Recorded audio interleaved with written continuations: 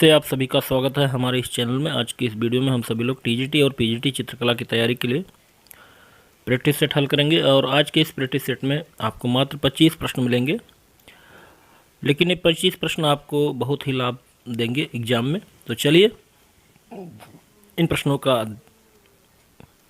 अध्ययन करते हैं और इन प्रश्नों को हल करते हैं। और 25 प्रश्नों में आपके कितने प्रश्न सही होते हैं कमेंट बॉक्स में ज़रूर बताइएगा। पहला प्रश्न है, कला किस भाषा का शब्द है? बताइए, कला जो है वो किस भाषा का शब्द है? हिंदी का है, अंग्रेजी का है, संस्कृत का है या फारसी का है? तो बिल्कुल सही जवाब होगा यहाँ पे ऑप्शन सी। कला जो है वो संस्कृत भाषा का शब्द है। अगला प्रश्न है, वेदों की रचना किस भाषा में हुई है? जो आपके 4 वेद हैं, ऋग्वेद, सामवेद, अथर्ववेद और यजुर्वेद, उनकी भाषा क्या है? ब्राह्मी है, फारसी है, संस्कृत है या रोमन है? तो बिल्कुल सही जवाब होगा ऑप्शन सी, संस्कृत है। तो वेदों की रचना संस्कृत भाषा में हुई है। अगला प्रश्न है, कला सत्य की अनुकृति है? कला सत्य की अनुकृति है, कथन किसका है? रविन्द्रनाथ का है, क्रोचे का है, प्लेटो का है या हीगल महोदय का है? तो कला को सत्य की अनुकृति किसने माना है? तो यहाँ पे सही जवाब होगा ऑप्शन सी, प्लेटो। प्लेटो के अनुसार कला सत्य की अनुकृति है। अगला प्रश्न है, ललित कला कितने प्रकार की होती है? 2 कलाएं हैं, ललित कला और उपयोगी कला। तो आप बताइए ललित कला कितने प्रकार की होती हैं? 6, 8, 9 की 5? तो यहाँ पर बिल्कुल सही जवाब होगा ऑप्शन डी, 5 प्रकार की होती हैं ललित कला।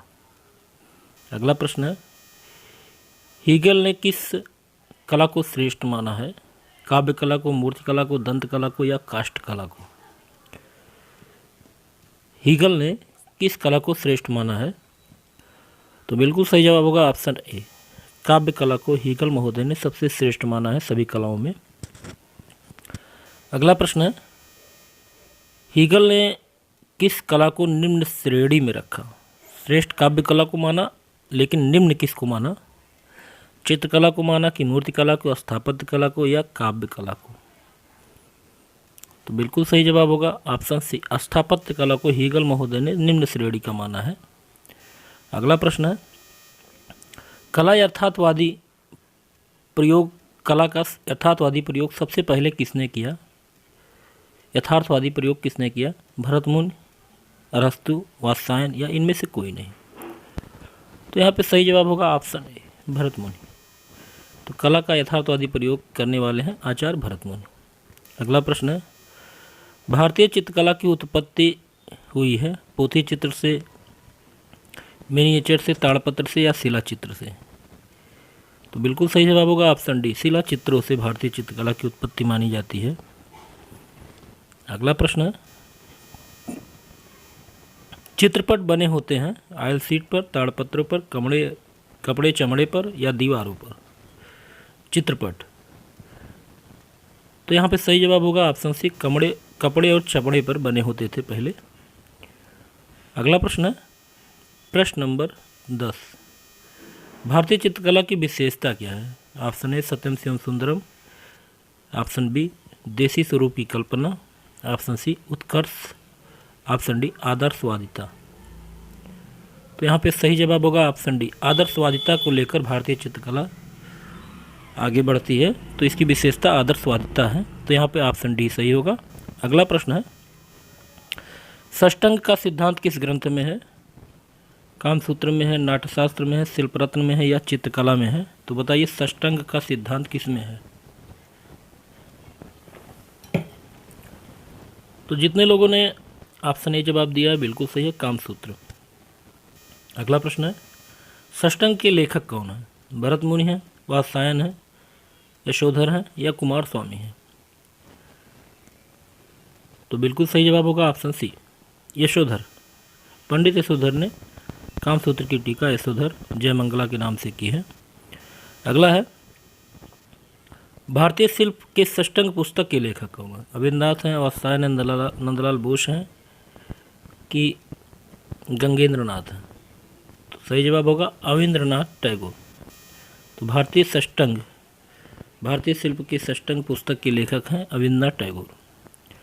अगला प्रश्न है, फिलॉसफी ऑफ फाइन आर्ट ग्रंथ के लेखक कौन है? वात्सायन है, क्रोचे हैं, हीगल है या ग्रीस है? तो बिल्कुल सही जवाब होगा ऑप्शन सी, हीगल महोदय हैं, फिलॉसफी ऑफ फाइन आर्ट। अगला प्रश्न है, चित्रसूत का अंग्रेजी में पहली या प्रथम बार अनुवाद किसने किया? चित्रसूत का प्रथम अंग्रेजी अनुवाद किसने किया? E.V. Havell, Ananda Coomaraswamy, doctor Stella Cambridge या नंदलाल बोस? तो यहाँ पे सही जवाब होगा option C, doctor Stella Cambridge. तो चित्रसूत्र का प्रथम अंग्रेजी में अनुवाद डॉक्टर स्टेला कैम्ब्रिज ने किया था। अगला प्रश्न देखते हैं, विष्णु धर्मोत्तर पुराण के लेखक कौन है? जयदेव हैं, मार्कंडेय मुनि हैं, भरत मुनि हैं या आचार्य चाणक्य हैं? बताइए सही जवाब क्या होगा। तो जितने लोगों ने ऑप्शन बी जवाब दिया बिल्कुल सही, मार्कंडेय मुनि ने विष्णु धर्मोत्तर पुराण की रचना की है। अगला प्रश्न है, चित्रसूत ग्रंथ का अंग है, किस ग्रंथ का अंग है? कामसूत्र का अंग है कि नाट्यशास्त्र का, विष्णु धर्मोत्तर पुराण का या जयमंगला का? तो बिल्कुल सही जवाब यहाँ पर जितने लोगों ने ऑप्शन सी दिया बिल्कुल सही है, विष्णु धर्मोत्तर पुराण का अंग है चित्रसूत ग्रंथ। अगला प्रश्न देखते हैं, चित्रसूत्र में कितने रंगों का उल्लेख मिलता है? बताइए चित्रसूत्र में कितने रंगों का उल्लेख मिलता है? 9, 6, 8, 5। कितने रंगों का उल्लेख मिलता है? तो यहाँ पे सही जवाब होगा ऑप्शन बी, 5 रंगों का उल्लेख मिलता है चित्रसूत्र में। अगला प्रश्न देखते हैं, भरत मुनि के अनुसार रसों की संख्या कितनी है? 9 है, 6 है, 64 है या 8 है?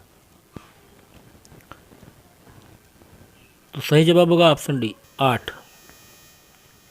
अगला प्रश्न है, रसों की संख्या 8 है भरत मुनि के अनुसार। चित्र लक्षण के रचयिता कौन है? अविंद्रनाथ है, श्री कुमार है, नग्नजीत है या कौटिल्य है? तो यहाँ पे सही जवाब क्या होगा? बिल्कुल सही जवाब होगा ऑप्शन सी, नग्नजीत, भयजीत के नाम से भी प्रसिद्ध थे। अगला प्रश्न है, अभिलाषार्थ चिंतामणि के लेखक कौन है? सोमेश्वर हैं कि भोज हैं, सूरदास हैं या सुमित्रानंदन पंत हैं? तो एकदम सही जवाब होगा ऑप्शन ए, सोमेश्वर। अगला प्रश्न है प्रश्न नंबर 22, कामदेव के चित्र का उल्लेख कहाँ पर मिलता है? शुक नीतिसार में, गीत गोविंद में, सूरसागर में या इनमें से कोई नहीं? तो बिल्कुल सही जवाब होगा ऑप्शन बी, गीत गोविंद में। अगला प्रश्न देखते हैं, प्रश्न नंबर 23, रामायण में उल्लिखित सीता की स्वर्ण प्रतिमा के शिल्पी कौन थे या किसने बनाया था? ऑप्शन है कुमारदत्त, रोलादेव, मैं या नरवाहन? तो यहाँ पे सही जवाब जितने लोगों ने ऑप्शन सी दिया है, मैं नामक शिल्पी ने सीता की स्वर्ण प्रतिमा बनाई थी, तो ऑप्शन सी सही होगा।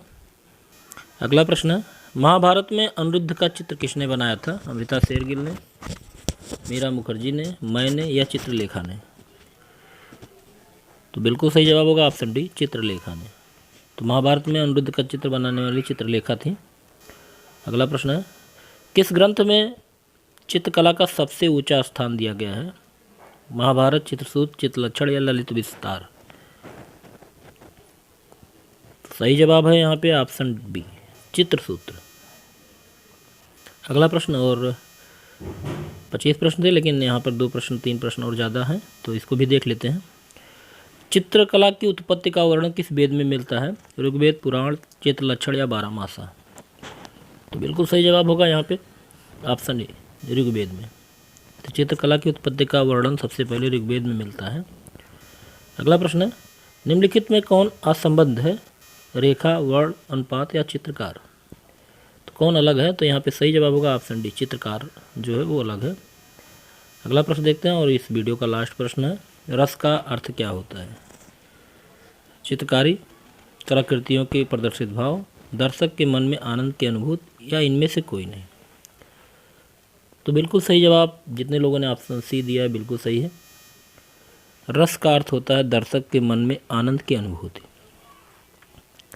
तो यहाँ पे आज का वीडियो समाप्त होता है। उम्मीद है आपको ये वीडियो अच्छा लगा होगा, और अगर आपको वीडियो अच्छा लगे तो वीडियो को मित्रों लाइक ज़रूर कर दीजिए और शेयर कर दीजिएगा अधिक से अधिक लोगों को। अगर आप चैनल पर नए हो तो चैनल को सब्सक्राइब कर लीजिए।